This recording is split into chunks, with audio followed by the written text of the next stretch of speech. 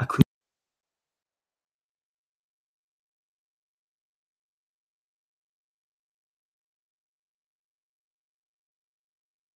Testing 1, 2, 3.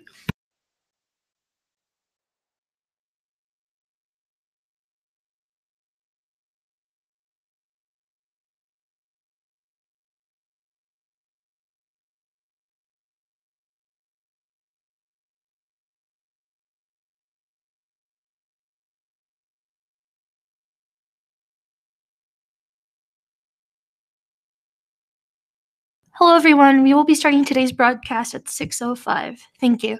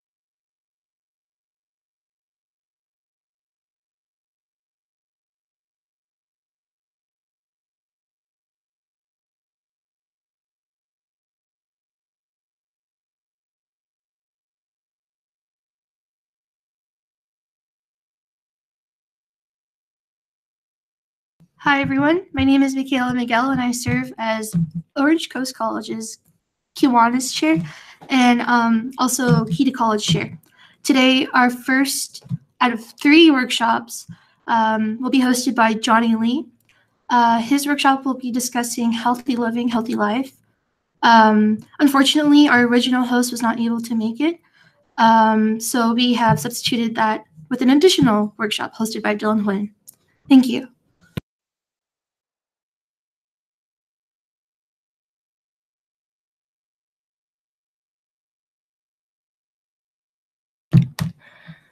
Hello, everyone. My name is 𝘽𝙖𝙠𝙚. My co-host wasn't able to make it. Mlou. She is not feeling well right now. She lost her voice, so she'll be with us in the chat and supporting us from there. To introduce myself, my name is 𝘽𝙖𝙠𝙚 again, and I go to Orange Coast College. And I go to Orange Coast College. My major is for the workshop overview. Sorry about that. For the workshop overview, we'll be talking about the definition of what healthy life means, and the details on how to maintain a healthy life and a lifestyle. We will giving you guys some resources and in the end questions and answers if you guys are curious. About the host, Mlou at the moment will be posting a paragraph about an introduction about herself in the chat. While that is happening, I will start introducing myself instead. So again, my name is 𝘽𝙖𝙠𝙚. My major is public health, minoring in political science. I'm a second year at Orange Coast College, and I am the campus relations chair in CKI at OCC. So definition of healthy. What does it mean to be healthy? Well, being healthy isn't the absence of illness, but more so the wellness of your physical and mental well-being. It is really important to make sure your body is comfortable. When it isn't comfortable, then that's when the case of not being healthy is in play. This will be towards physical health and also mental health as well.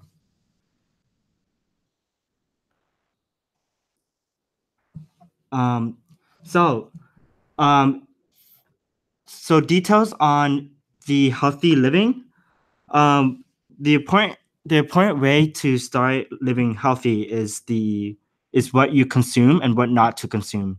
So, for example, it is important to drink plenty of fruit and vegetables, and it is important to consume like plenty of water and fruits and vegetables. And for example, drinking more water will help you to filter your liver, your kidneys, and your stomach and bladders.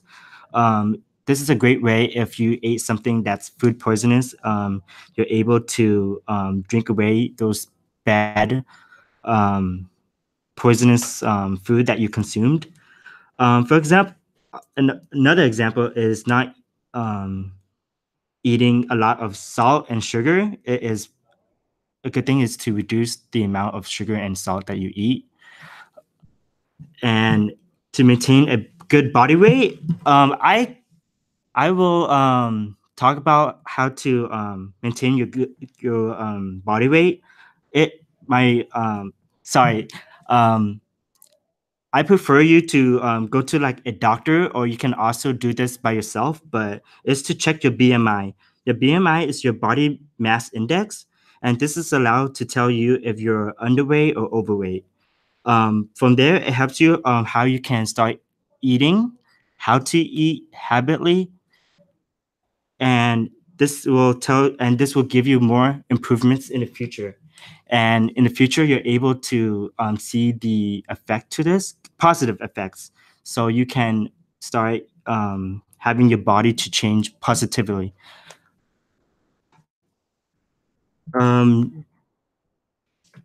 of now, I would talk about the healthy life, which is very different from healthy life. How to attain a healthy life. Diet and physical activities are really important for your body, especially how you will treat your body, because I believe exercising will give you a good mental health, while it will also help you in your dietary stages. For example, there are good and bad food to eat. Bad food not to consume would be like McDonald's, candies, boba, or In-N-Out. Anything that's related to any sugary food. So eat more of nutrients, and meal prepping is life. Meal prepping is a healthy way to start your way to start a healthy life. Being physically active, it doesn't mean you have to go to a gym, but you can also do yoga. You can also swim. You can also play sports as well. Join like anything that helps you move your body a lot. And sleep. Maintaining a healthy sleeping schedule is very important as well. It really benefits your physical and mental health at the same time. There are also resources that you can use to have this help you out in life. For example, like taking classes, taking online courses, videos of different ways to be physically active. I remember a good resource for me to get into a healthy living style is back in high school. If you're a high schooler watching, that I joined a program called Health Science Career Academy. This is a school within a school where it helps you to get into the medical field and get exposed to the health field more often. Back in my sophomore year when I joined this academy, it helped me take classes that was medical related classes. And after I take all of these 6 classes after school, there's another class that you have to take, which is called ROP. Able to take classes like EMT, EMR, like emergency medical responder. You're able to take internship classes that helps you get like a license as well in like dentist assistant, pharmacy technician, certified nursing assistants.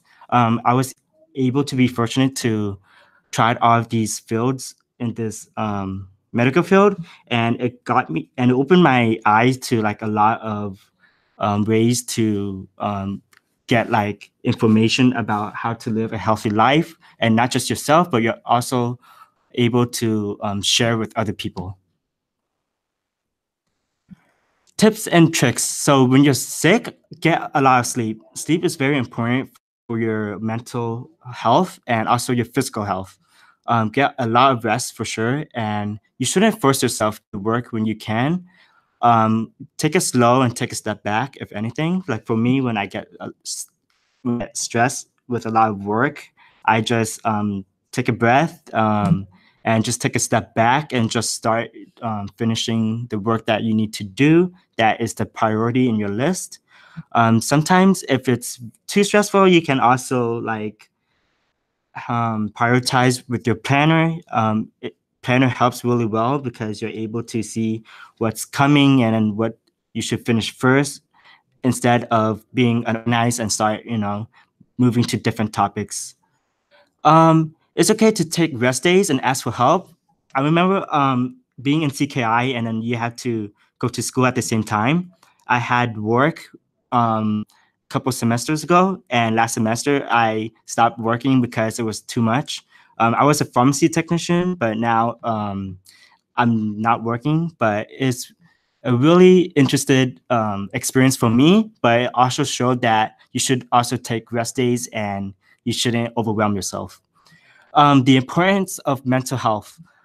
Just like physical checkups, mental checkups are important too. Like I said, visit the doctors to see if you're healthy or not, and see from there what your doctor suggests you to do to have your body more in a comfortable stage. Going to therapy is cool, and many campuses offer within your tuition. Being the campus relations chair at Orange Coast College, this campus really have a lot of resources for you to get help, not just OCC, but I know for sure many other campuses as well. You can visit the Student Health Center. They have a lot of resources of if you need a free checkup therapy, free flu shots, depending on the season. You're able to get free checkups too if you need any checkups from your campus as well. Grades are important, but it's hard to do things in school when your mind doesn't feel okay, and that's always okay. School is first, but usually your health is first before school. And I believe that it's okay to just take things slow and always ask for help.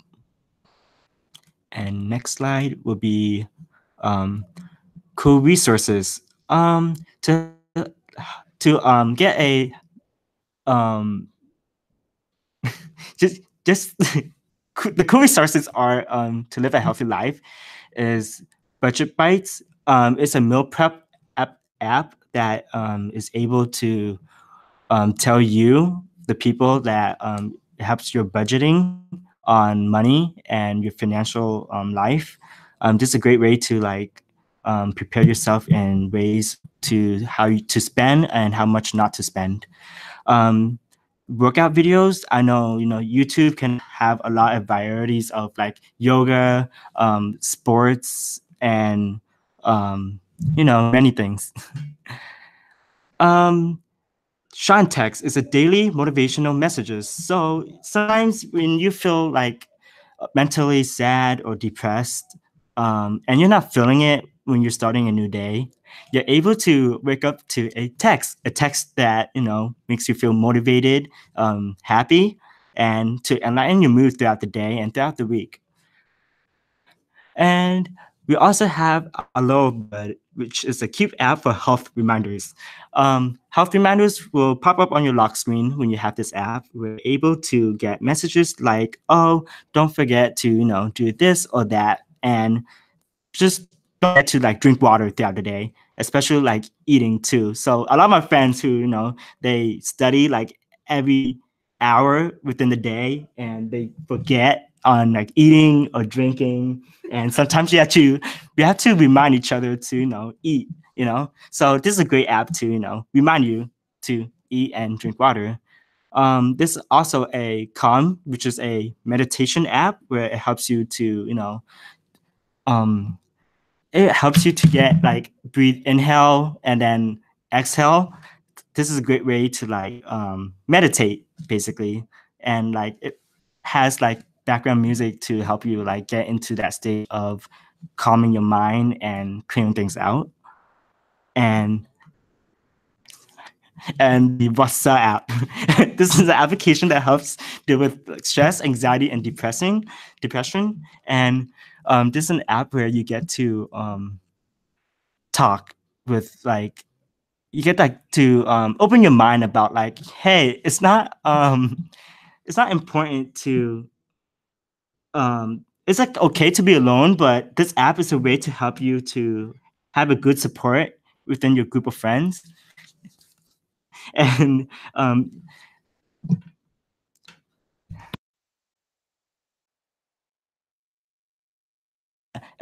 this app lets you to release your emotions, but it helps you to get rid of stress if you have any school problems, family, work, or anything that's overwhelming, anxiety and depression as well.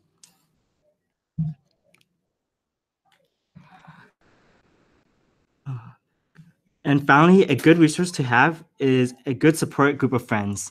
And CKI is a good organization to have a group of friends that helps you to talk about your feelings, talk about your daily life at home, not just at home, but also work schedule and whatnot. So, for example, in the end of our club general meetings, we have happy and sad change where you donate money, but you don't have to, but you're able to share with the whole club about something sad happened throughout the day or something happy. So it's a good way to release your sharing about your feelings, to release stress and anxiety. And also it gives out, it also helps us raise funds for the club as well. Next will be the contact info. If you have any questions, you're able to contact Mlou. Her email will be right there. And if you want to contact me, my email will be right next to hers as well. All right, now we will be moving to the Q&A portion of this workshop. Just send your questions in and we will answer them for you.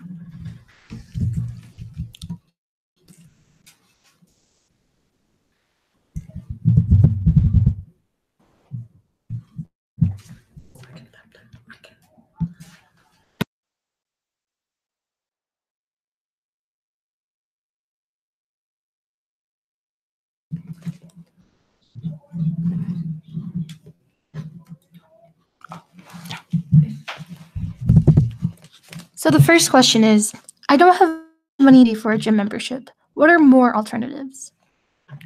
Oh, good question. More alternatives is if you have a friend who is in love with the gym and who goes working out at the gym daily, almost every day or every other day in the week. I know gyms out there, they have really good ways to have your friend to bring another friend to the gym for free as well. Not just that, but I know if you're a high schooler, your high school have, of course, a gym that will be open after school for you to work out, and always ask like a group of friends to go with you, because why not? Because it makes things more fun and more motivated. For college, you will also get access to our campus as well. All you need is your student ID, and you're able to use it for free. Next question. I am very body conscious. How can I exercise at a gym if shy? Oh, good question. If you're shy about, going out there and do something just for yourself, there's always ways to gym at home as well. You can do personal online gymming. There'll be videos as well to help you on that. Always bring a friend. Like if you always have that one friend that you don't mind to like work out with, you can always bring him or her with you to your home to work out together. You can also take yourself and your friend to a park, ride bicycles, and start exercising with your close friend. Next question. The next question is, my family doesn't really care about mental health. Who can I reach out to if I don't feel comfortable talking to adults? If you're not comfortable on talking to adults, but there's always people on campus, even though they're adults, but they're able to keep your privacy really well. If you can talk to your counselor, your school's therapy, they're able to provide you with easy as resources about your, if you want to talk about like how you can talk your body image, your health, and how you can improve your mental state and whatnot. But if you're not comfortable, you can always ask a friend, a close friend. So it's always that close friend out there that can help you with these kind of stuff. That can get the resource for you that you need.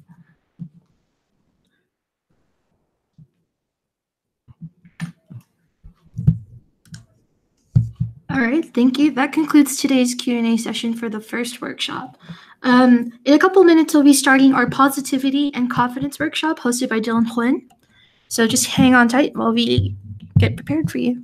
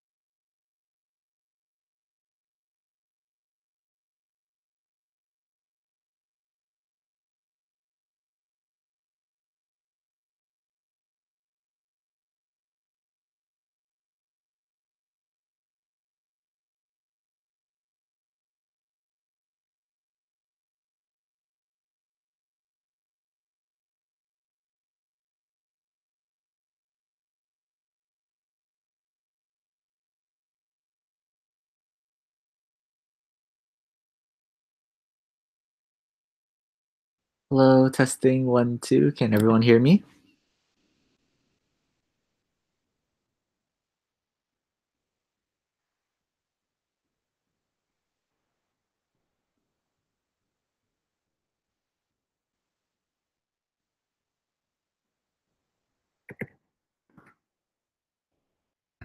Hello, everyone. So we will be starting our second workshop of the day, positivity and confidence. Okay, so I'm going to get started. Hi, everyone. Welcome to the Positivity and Confidence Workshop. So first off, an introduction. Hello, everyone. My name is 𝘃𝙤𝙨. I am a second year at Orange Coast College, and I am in business. I'm a double major in business administration and Mandarin. So to start things off, I want to start things off with one of my favorite quotes of all time. Hands on your hips, smile on your lips, spirit in your heart, and we're ready to start. So one of my favorite acronyms that I love to use when I'm talking about confidence and positivity is CUTE. So we're going to talk about what is CUTE, C-U-T-E. So something I want you to think about throughout this workshop is, what do you feel makes you the most insecure? What are you really shy about? What do you never want to do in front of people? This can be public speaking. This could also be like in the previous workshop, going to the gym. I'm super insecure when I go to the gym, if I ever go to the gym.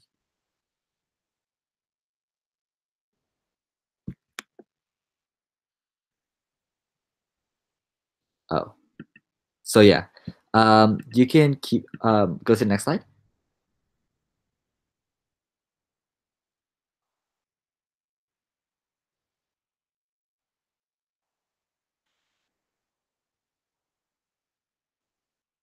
My apologies, a little difficulty. So yeah, please keep in mind what does make you feel insecure. And then now we're gonna move on to the first letter in the acronym of CUTE, C. So C stands for confident. So what makes confidence so important is, one, it represents how people view you and how you present yourself. It's a way that people, it's the way people make their first impression upon you. If you show that you're confident, that you feel strong, even if you don't feel like you have the skills necessary for example, a job, if you present yourself as confident and willing to learn, you're more likely to get the job, for example. And second of all, confidence is great for your personal health. Personal health is something that I feel like is not as represented as it should be, and having great confidence can boost your personal health as well. And ways to improve your confidence, like I said earlier, think about what makes you insecure. So if you're insecure about the tone of your voice, for example, my number one tip is to ignore those things. The number one opinion is your own. And I put one of my favorite quotes on the side right there: love yourself, be yourself. You shouldn't have to change yourself in order to feel more accepted or to be more confident. You should be confident in who you are, and just be yourself.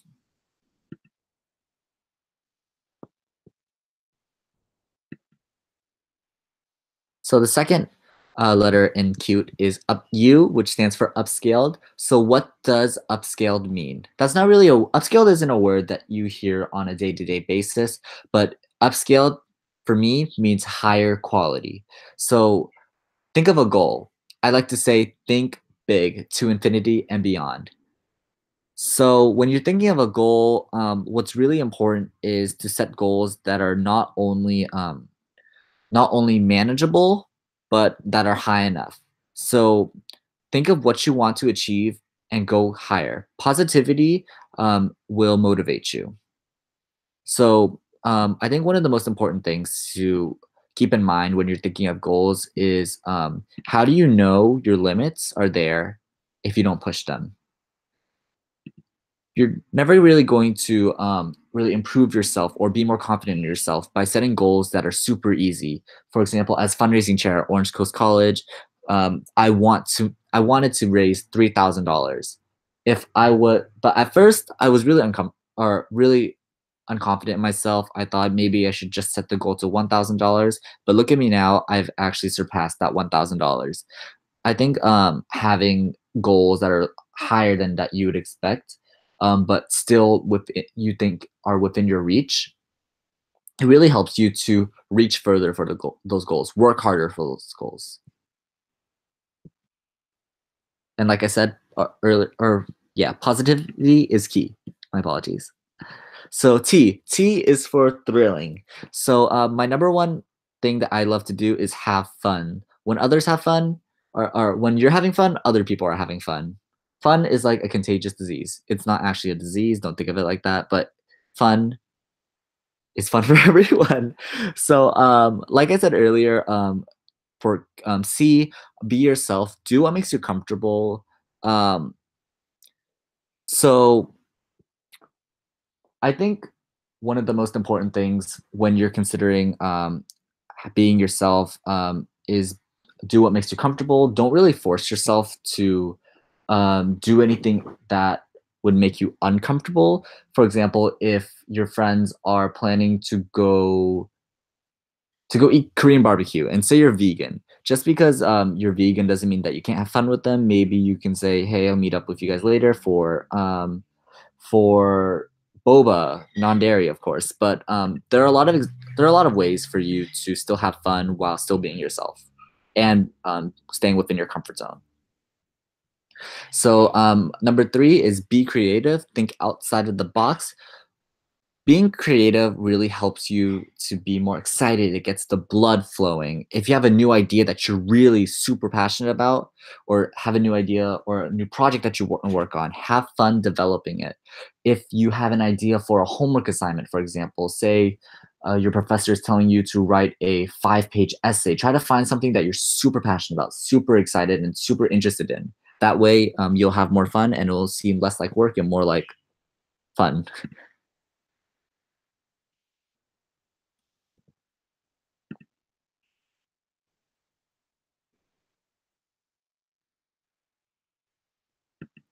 And for the final part of the acronym, E is for energetic. So why is energy important? One of the most important things, especially when you're public speaking, is you don't want to sound monotone.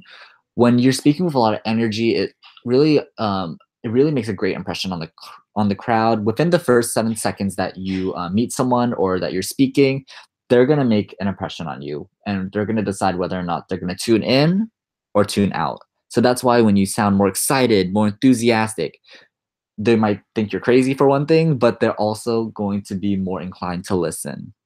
So low energy is less productive and it's less fun. If you feel that you're not having a lot of energy, or you're feeling that you're not having any fun, it's gonna make you less productive. You're gonna drone on and on and on and decide, why am I doing this? Why can't I just go take a nap? My third and probably my favorite part of this acronym is get crazy. Like I discussed earlier about your comfort zone, it's important to stay within your comfort zone, but there are also points when you kind of want to push those barriers, kind of break out of your comfort zone a little and see what's really out there. Energy does tie in with confidence, like how I'm speaking in front of you today. But just because you can't speak publicly, for example, just because it's not in your comfort zone doesn't mean that you can't do it. It's really important to take baby steps. You got to work your way up.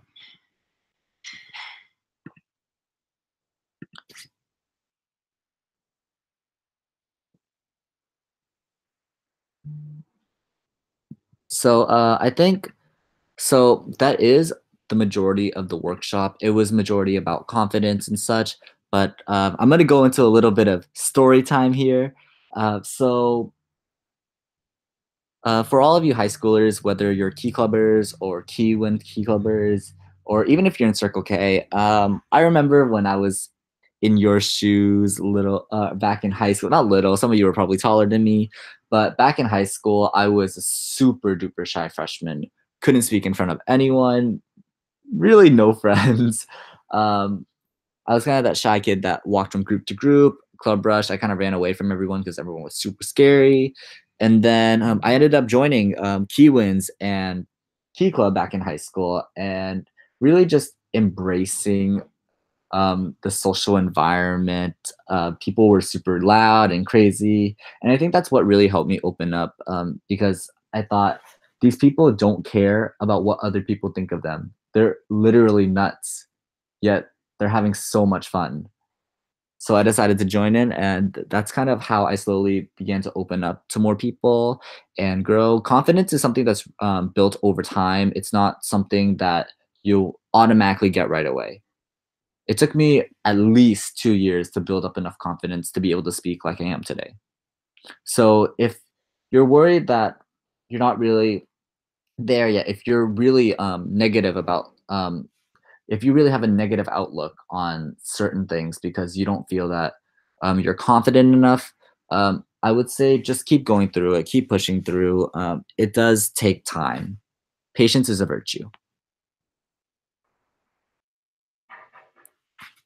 Also, if you hear banging in the back, I'm sorry.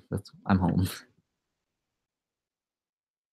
So I understand that this workshop is really short, but I wanted to save a lot of room for Q&A just in case you had any questions, any tips and tricks for really improving your confidence, improving your positivity.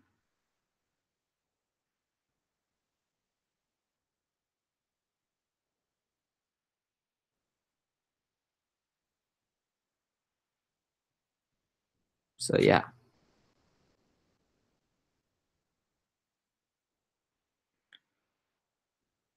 So one of the first questions is, I am a first year and I have no friends from the campus. What should I do?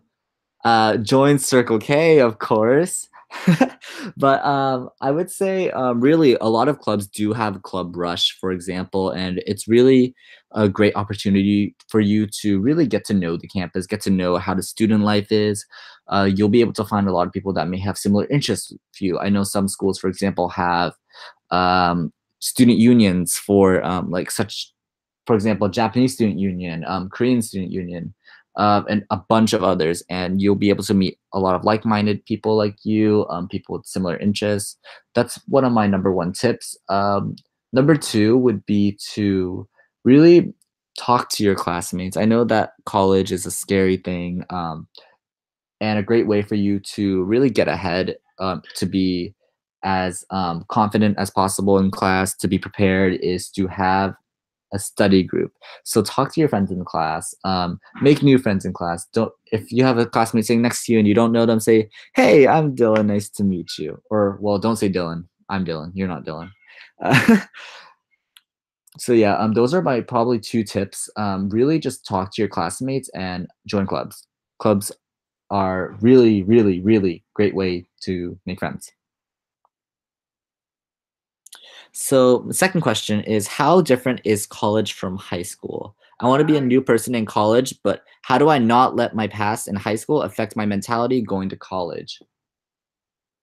So I think one of the, or actually, sorry, let me rephrase the question.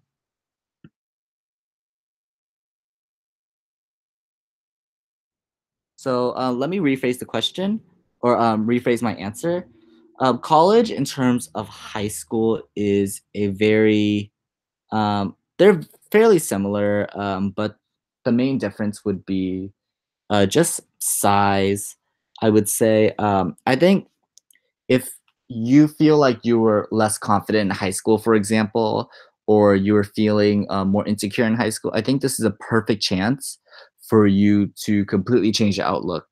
For me, I was really unorganized in high school, super shy, really unconfident, really insecure about a lot of things, especially my image, for example. I wore a lot of sweatpants, so I felt really insecure about that. But then when I got into college, I thought, hey, like, this is a new environment. This is a new opportunity for me. So I thought I really not changed myself, but I changed my outlook. I still wear sweatpants a lot, but I rock those sweatpants. So I think that in terms of the difference between college and high school, if you do want to make improvements, for example, I would say change your outlook.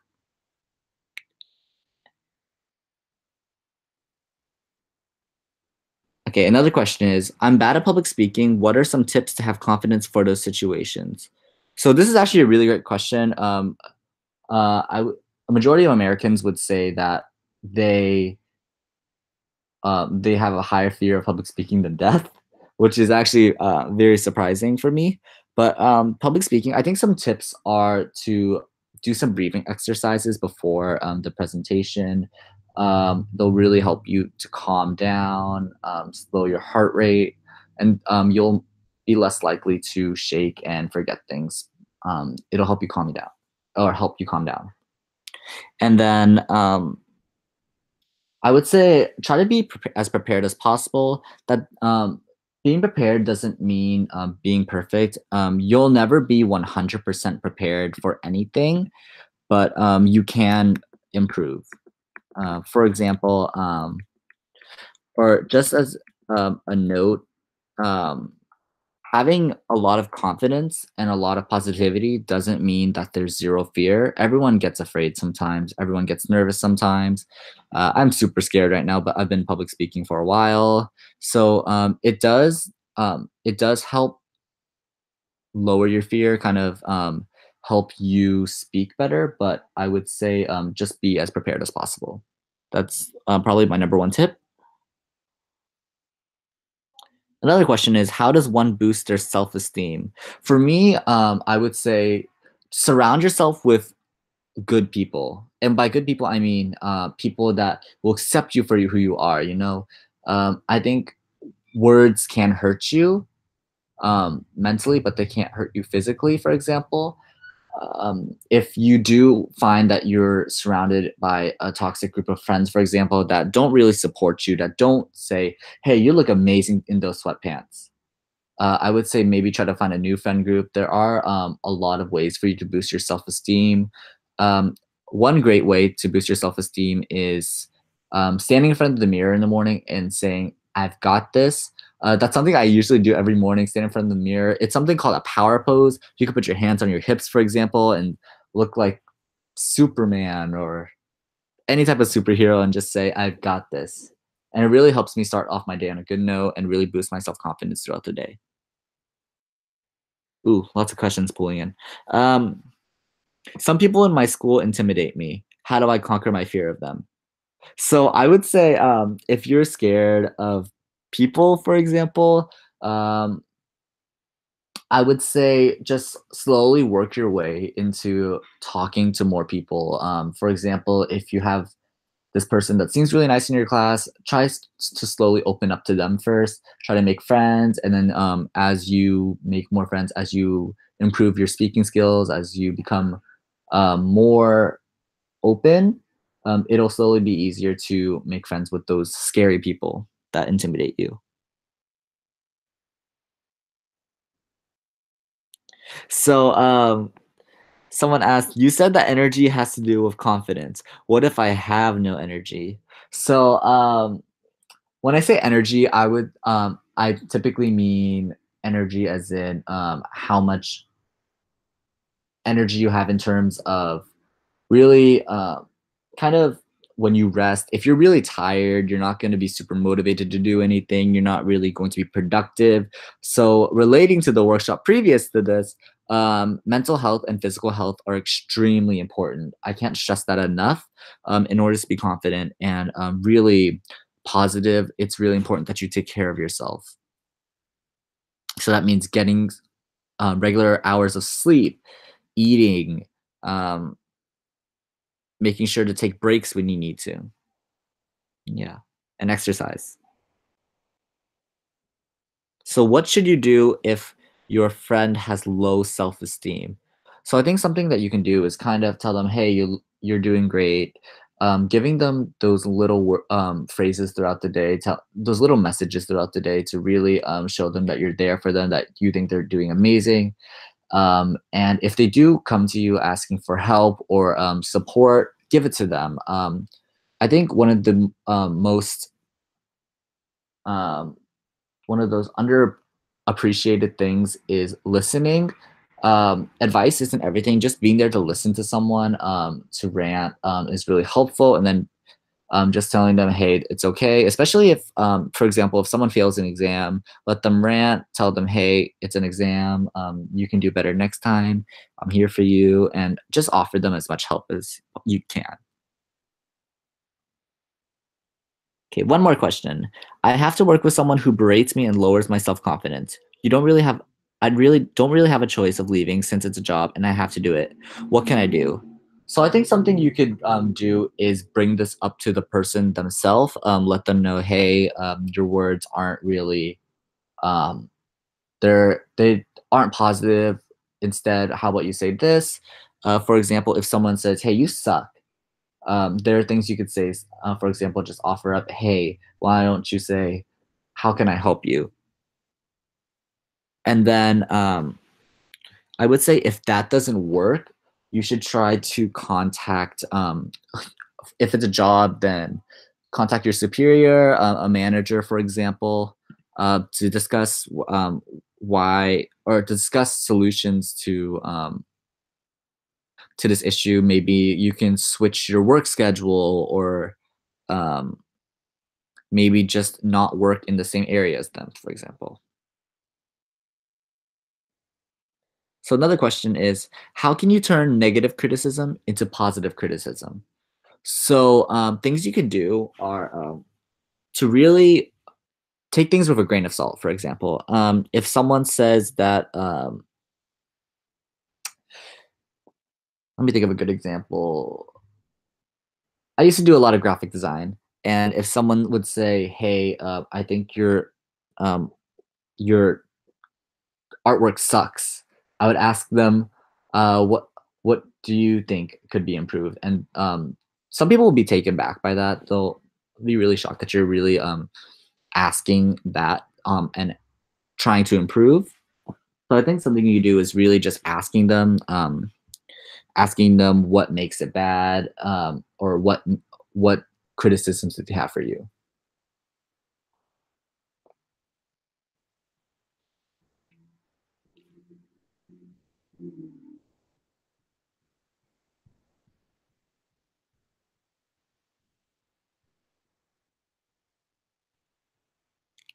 So this is the final question. What are the activities that cheer you up when you're down or feeling low self-esteem? So I really like to have a lot of hobbies, things that I like to do, to really allow me to have fun, and really it allows me to clear my mind whenever I'm feeling down. So a couple of hobbies. I love dancing. I'm a dancer. And dancing really helps me work up a sweat, work on my physical health, but it also helps me to clear my mind and really get to have fun with it, especially if I'm dancing by myself. There's no one there. I don't have to worry about, oh, is this person judging me for dancing like this or that? And so I really recommend dancing or doing some sort of physical exercise. I love kayaking as well, so, or hiking. Those things really help you to clear your mind, work out a bit. And I think one more hobby that I really love to do is just hang out with my friends. This could be either eating or watching a movie together. Something that really lets me spend time with them, whether we're talking or not. Those kind of things really help me to cheer up and really improve my mood during the day.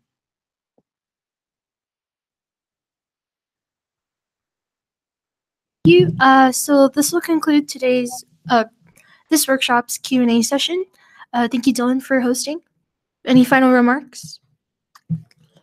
If you look at the next page, it has my contact information. So those are my two emails. My main email, my personal email, is dylandsshakes@gmail.com. And if you're interested in anything about Circle K or Kiwanis family, I would say email me at my email, the second email, 𝘃𝙖𝙠𝙚@gmail.com. My social media is down below. Follow me, add me. Yeah.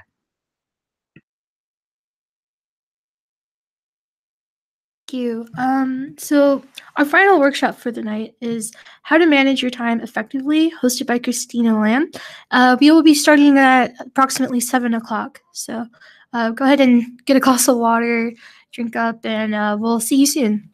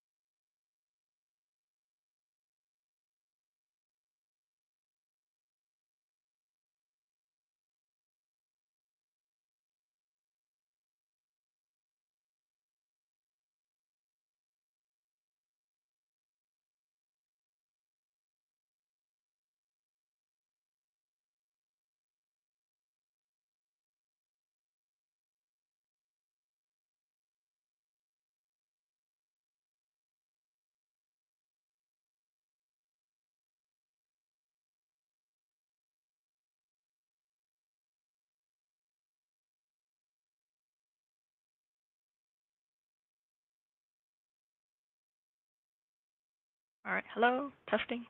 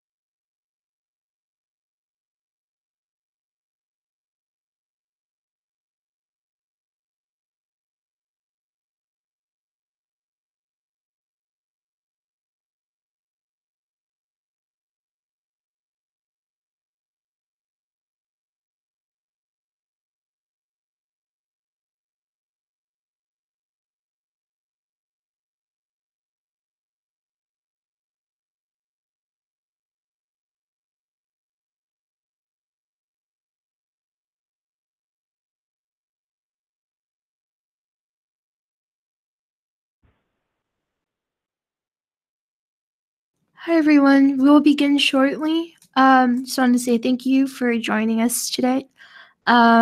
This next presentation will be hosted by Christina Lamb. And if you're ready, go ahead and take it away. All right, hello everyone.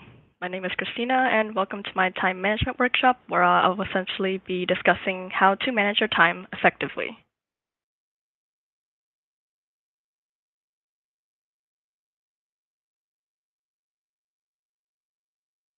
All right, so before we start, I would like to formally introduce myself. My name is Christina Lamb, and I am currently a second year at Cal State Fullerton. I am an anthropology major and the 2018-2019 Kiwanis Family Chair for Cal State Fullerton Circle K. And a little fun fact about myself is that I was part of Division 30 North Key Club in high school, and I attended Sunny Hills High School and was the bulletin editor during my sophomore year, and as well as the division news editor for 2 consecutive years after.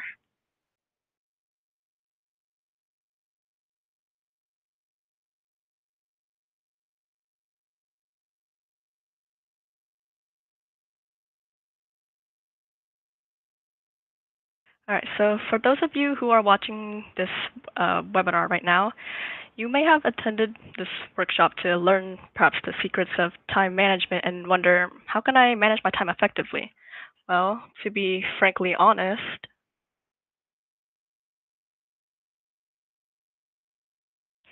the answer is really up to you. And we all function differently and have our own lives. So even if I spend the whole hour explaining how I manage my own time, it may not work out for you. So instead of doing that, I'll give you all a few guidelines to think about so you can get started and then figure out your own system that works for you after.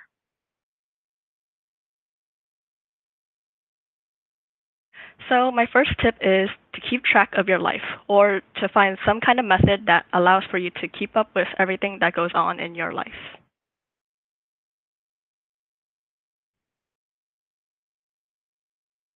Okay, we're all students and part of a service organization, so already that puts a ton of stress in our lives.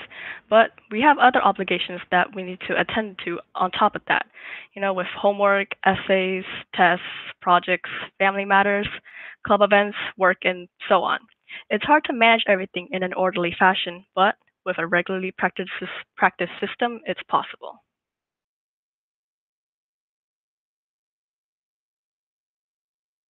Okay, now this system can take on many different forms. So you just have to search for one that fits you the most and that you'll remember to check on and update on a regular basis. You could use an old-fashioned calendar or planner where you physically have to jot down everything and keep it with you at all times. Or you could also do this digitally and utilize, Google Calendar or something on your phone and or laptop if you find that you're on your electronic devices more often. You could even develop your own system, such as the sticky notes on your laptop to keep track of your classes, use a bulletin board or whiteboard at home, or even make your own Excel spreadsheet or Google Sheets to keep track of everything. And if you want, you could even alternate or combine all of these and separate them into different categories. For example, you could use a handwritten planner for school, since you're more likely to remember about it if you keep it with all your books and binders in your backpack. and while you can use your calendar on your phone for all other affairs like clubs and family. And if you find that none of these options are to your liking, there are many apps and programs out there that can help you organize everything as well.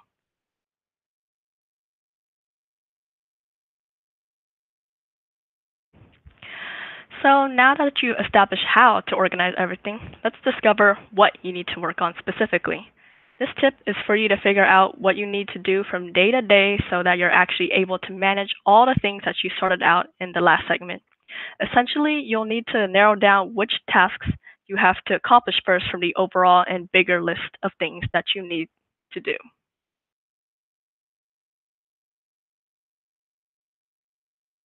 So if you take a look at your week and realize that you have so many things you need to get to, maybe there's a book you have to read for an English class, you have a test coming up and an essay on top of that, plus a family night out over the weekend, then it's time to start prioritizing.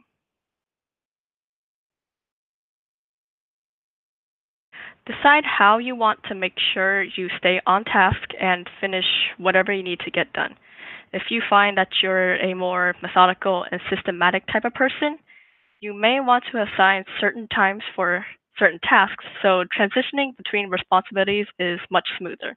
However, if you find it hard to keep up with a strict schedule, then you could simply write down everything you want to get done by the end of the day and rank which ones you absolutely need to finish so that if you don't get to everything, the leftover tasks can be pushed to the next day and you'll still have enough time to complete them throughout the week. And either way you plan, you'll know what needs to be accomplished before the day ends.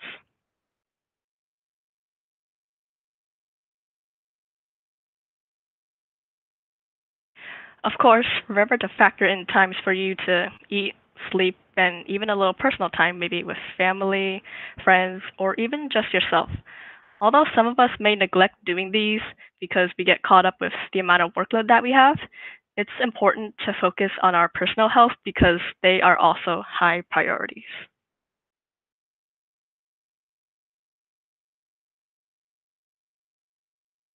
So after you've planned what you need to get done, let's actually execute the plan efficiently. Because there's no point in planning something if you don't intend to stick to it. So we're going to figure out what works best for you so that you can maintain focus.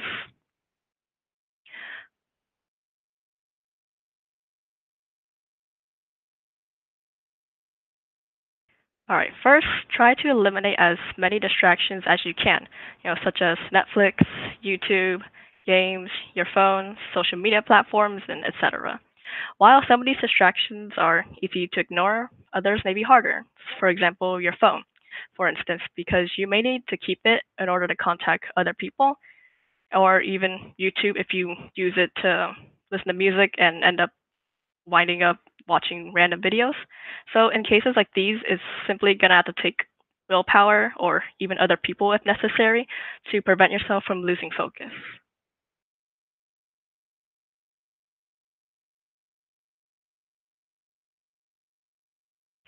So after you've eliminated your biggest distractions, you should determine what kind of environment you work best in.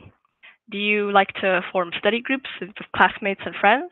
Or do you prefer to study alone since, let's face it, friends can be our biggest distraction sometimes? And aside from that, are you able to study at home? If not, then what about a library or school? Or maybe even coffee shops or boba stores are more of your thing. And think about noise. Do you prefer to study with music playing in your ears? And also think about what type of music suits your studying time best. Or would you rather have background noise or even no noise at all? And you can even mix and match these different options to see what you prefer. Or if you want, you could alternate between different settings by the day.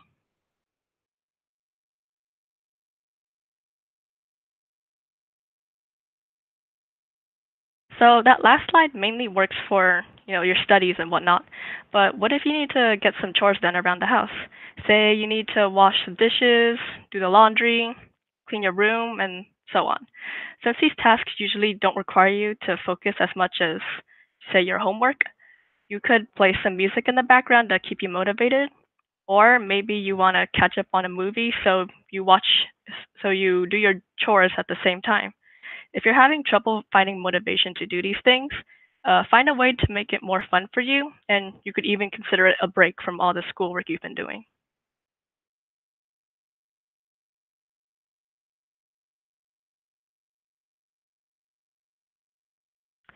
Now, my last tip is one that I find very critical and not always the easiest for some people, myself included. It is to know your limits. After entering college, I've been encountering this issue more and more often, but because of it, it served as a vital lesson for me.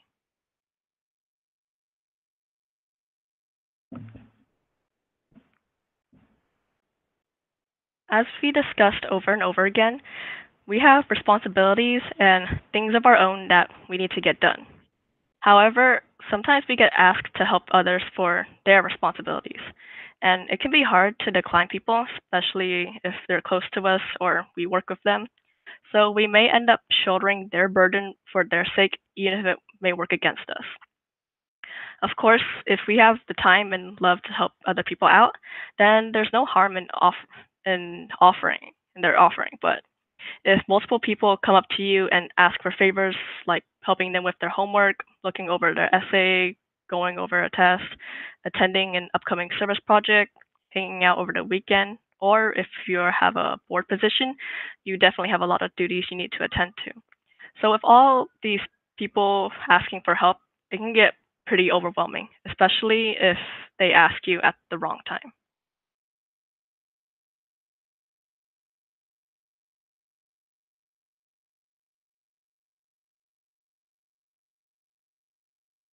So at some point, you'll oh. So at some point you'll basically burn out and exhausting both your physical and mental health. So it's important to understand the amount of workload and stress you can handle, because while you might want to push yourself to work harder, you don't want to sacrifice your health along the way. It doesn't do you any good if your mind and body cannot keep up with all the responsibilities you decided to take on, which is why you sometimes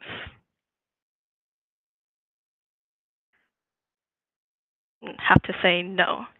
And it can and probably will be difficult to refuse to help someone out, but by hesitantly accepting their favor, not only do you put more unnecessary stress on yourself, but the quality of your work decreases dramatically. And you don't want to sacrifice your own happiness and health for the sake of others. Your well-being should be your main priority, and the people who ask you for help should understand and respect that.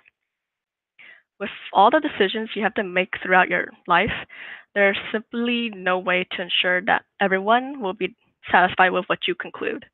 You'll have to really think about what you want and not let anyone pressure you into doing something against your will. That being said, if you yourself feel that you need help, don't be afraid to ask. Just don't get discouraged if someone refuses, because going back to what I said earlier, they have their own concerns as well, and we should respect them.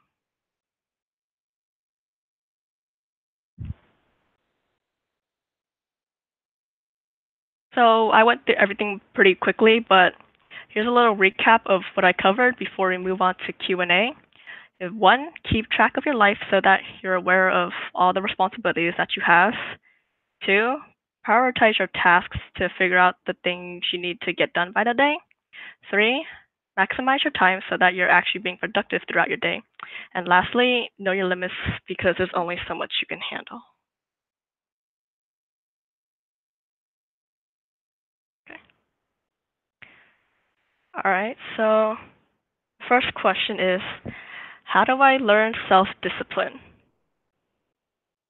This is mainly based on, it's gonna take yourself to figure this out, and you're gonna have to really think about if all the things that you have, and because you don't want to overstress yourself, so it can take step by step. So like planning out, oh, today I'm gonna do this first, and tomorrow I can work on this. You don't have to do everything in one sitting.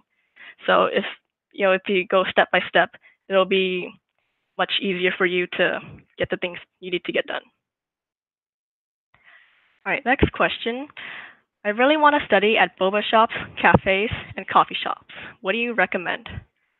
Okay, so before you actually go to a certain shop, you should search up if they have free Wi-Fi, because you don't want to go to a place where there's a coffee shop and you find that they don't have Wi-Fi. And you also need to check if they have a decent amount of outlets, because in my personal experience, I say I've gone to 85 Degree Cafe to work at there, and I find that there's only like 2 places for outlets. So if someone's already sitting there, I don't have access to an outlet. But I do switch shops from time to time just to change my environment.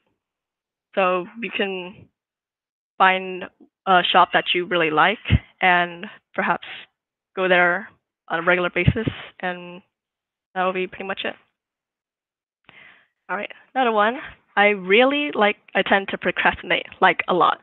I get overwhelmed with all the deadlines, and I try to get things done ahead of time. What should I do?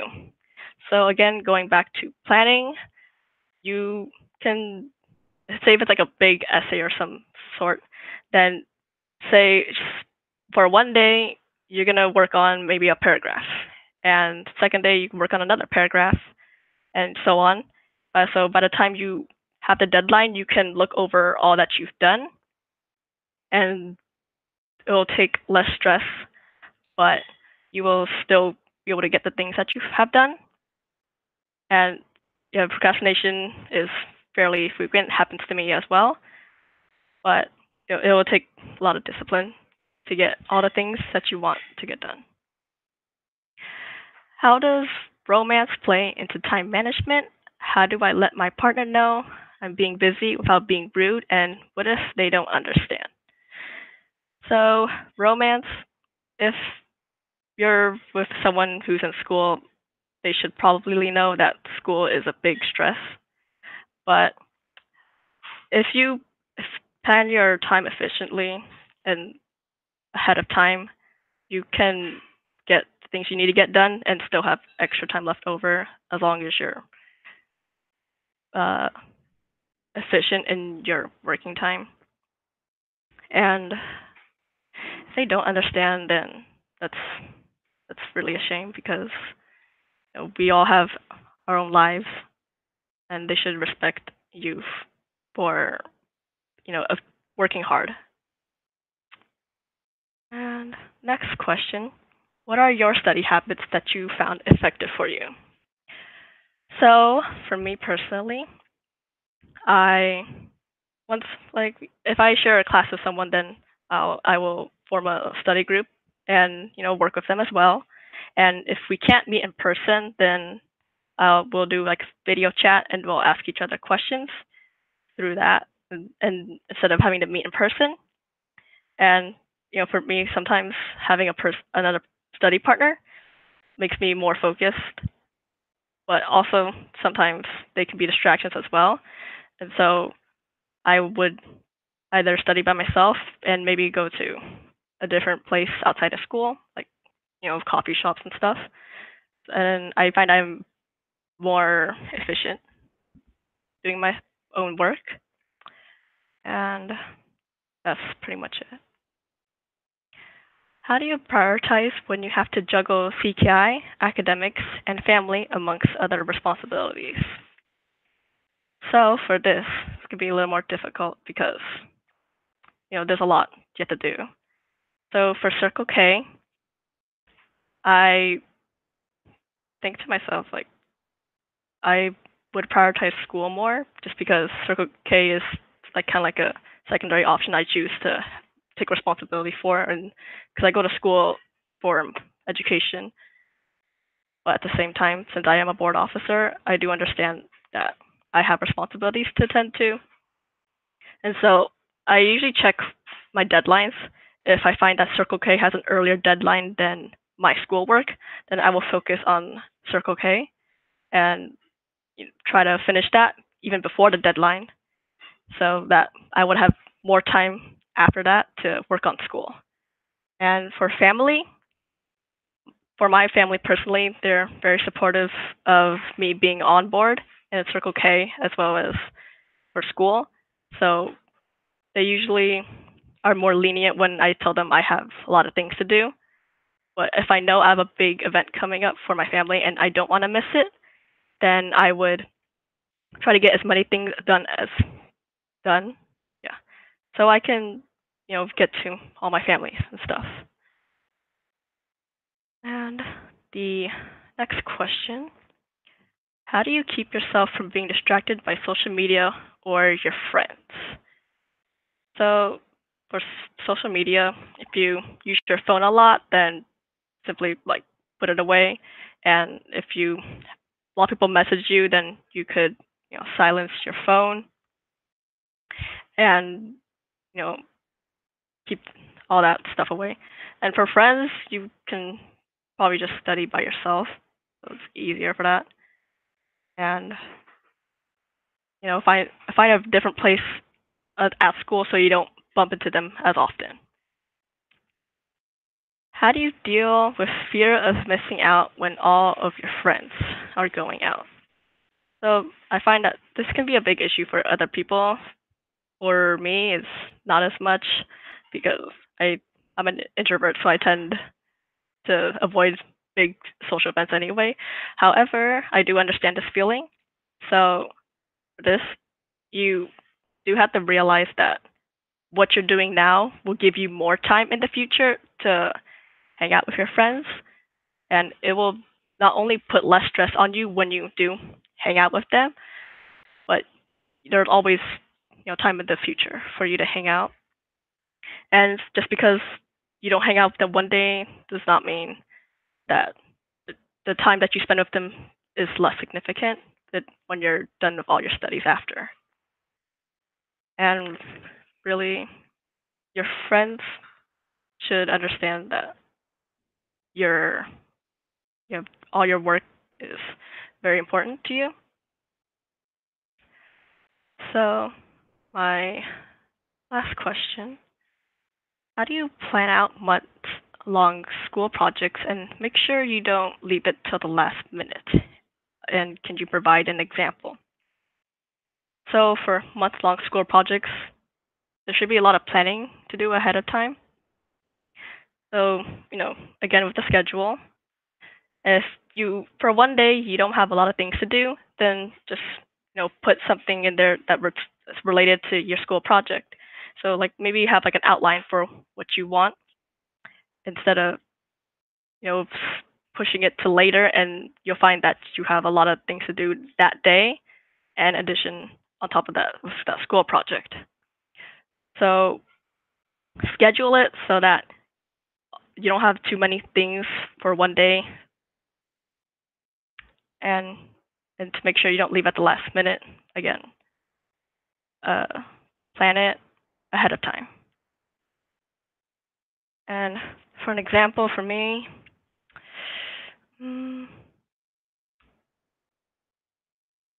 mainly my projects are either presentations or essays.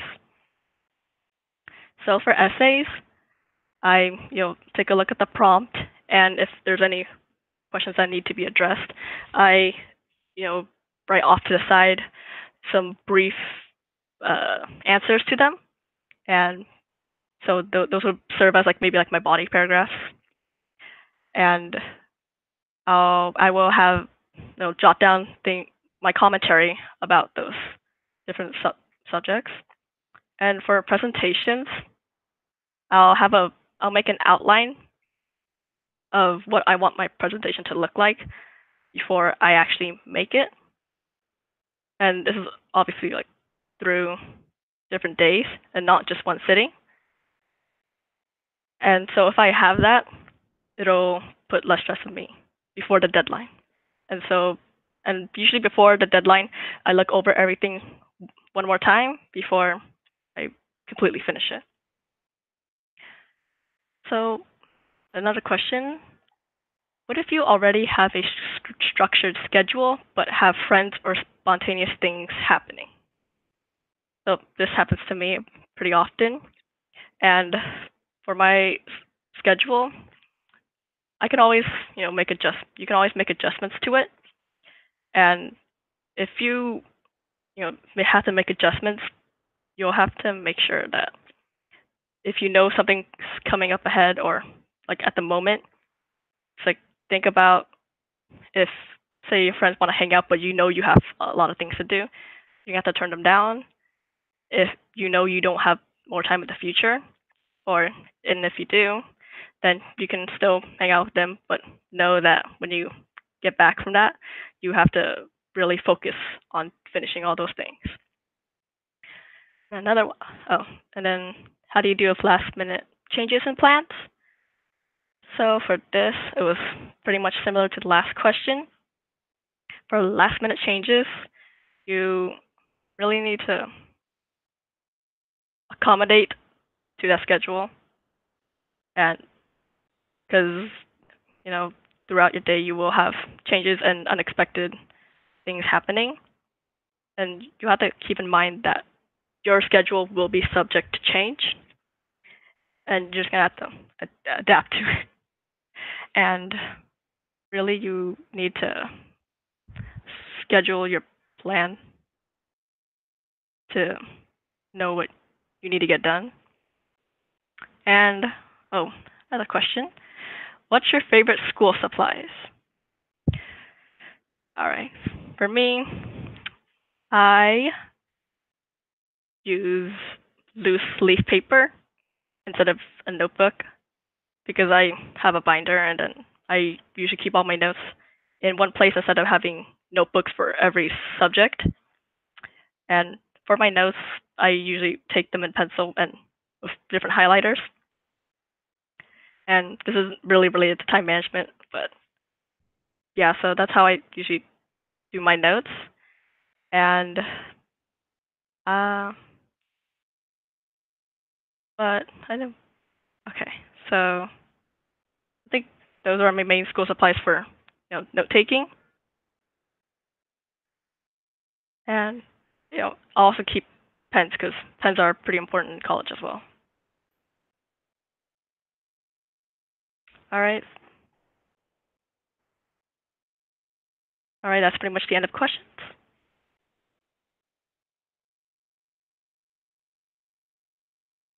All right, so here's my contact information. There's my email if you wish to contact me, and you can even contact me through Facebook if you have one.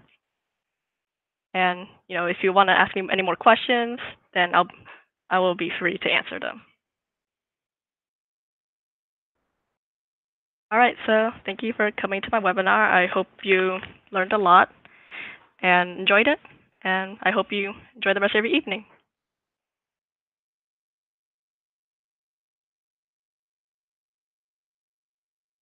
Thank you again, Christina. So that concludes tonight's and our last night of Key to College. Thank you to Mlou Aquino, Johnny Lee for hosting the Healthy Living, Healthy Life workshop. Thank you to 𝙃𝙤𝙨 for hosting his confidence workshop. And thank you to Christina for hosting her time management workshop. Thank you to all 3 days worth of workshop hosts, and thank you for joining me in my very first Key to College. Hope you guys have a good day. Oh, yay! Good job, Christina.